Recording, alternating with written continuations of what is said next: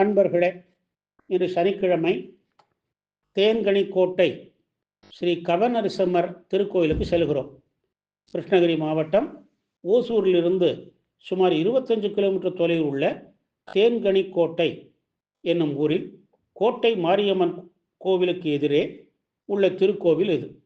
டங்கனி என்னும் ஆயுதத்தால் தேவகண்டன் என்னும் அசுரனை பெருமாள் அழித்த தலம் ஆகையினால் டங்கனிக்கோட்டை என அழைக்கப்பெற்று பின் டங்கனிக்கோட்டையாகி தற்போது தேன்கனிக்கோட்டை எனப்படுகிறது. பாண்டவர்களை வனவாசம் செய்த போது இந்த பகுதியில் உள்ள குகையில் சில காலம் தங்கினர். அப்போது லக்ஷ்மி நரசிம்மர் சிலையை செதுக்கி வழிபாடு செய்தனர். வனவாசம் முடிந்து அங்கிருந்து சென்று விட்டார்கள். பல காலம் ஓடின.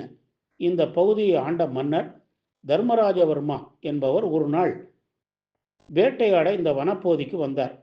விலங்குகளை தேடி தேடி வனத்தினுள் வந்தார். அங்கே தென்பட்டது ஒரு குகை. மன்னன் அந்த குகைக்குள் நுழைந்தால் சிங்கம் உருமுவது போல் சத்தம் கேட்டது. மிகவும் கவனமாக குகைக்குள்ளே நுழைந்தார். அங்கு பாண்டவர் செதுக்கிய நரசிம்ம விக்கிரகம் தெரிந்தது. அதனை வழிபட்ட அவர் அந்த சிலையை பற்றி யாரிடம் அறிவது என குழம்பினர்.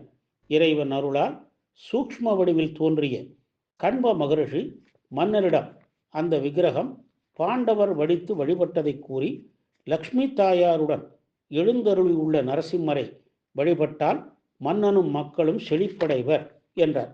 உடனே மன்னர் காட்டை திருத்தி ஊராக்கி குகையை சுற்றி கோவிலை அமைத்தார். குகையை கருவறையாக்கி நரசிம்மருக்கு வழிபாடுகளை தொடங்கினார். தேன்கனிக்கோட்டை செழித்து வளர்ந்தது.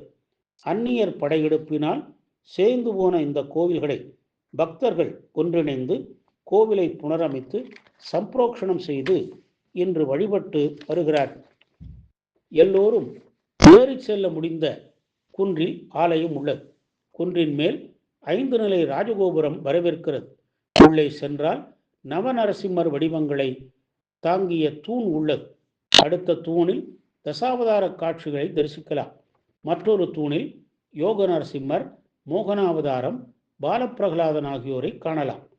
11 படி கீழே இறங்கினால் விஸ்வக்சேனர், நம்மாழ்வார், ராமானுஜர் சன்னதிகளை பார்க்கலாம். மகாலட்சுமி தாயார் தனிச்சன்னதியில் அருட்காட்சி தருகிறாள். இவளை தரிசித்த பின்பே கருவறை குகைக்குள் நாம் செல்ல வேண்டும். குகையே கருவறை. இதன் முன் அனுமனும் கருடனும் தரிசனம் தருகிறார்கள். சிறிய நுழைவாயில் குனிந்து பணிவோடு சென்று கீழ் அமர்ந்துதான் நரசிம்மரை தரிசிக்க வேண்டும். கவி என்றால் குகை. குகைக்குள் இருக்கும் நரசிம்மர் என்பதால் இவர் கவி நரசிம்மர் என பெற்றார். உற்சவர் பூதேவி ஸ்ரீதேவியோடு உள்ளார்கள்.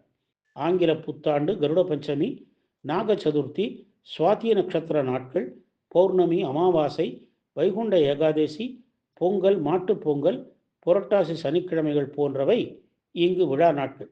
கோவிலுக்கு வெளியே உள்ள நவ நாகர்களை வழிபட்டால் நாகதோஷம் விலகிடும். திருமணப்பேறு, மகப்பேறு கிட்டிடும்.